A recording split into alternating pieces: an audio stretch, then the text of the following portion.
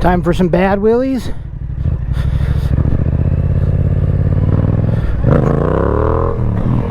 Woo, a little squirrely. Ooh, that one was a little better.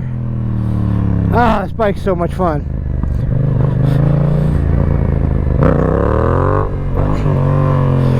Starts to come up.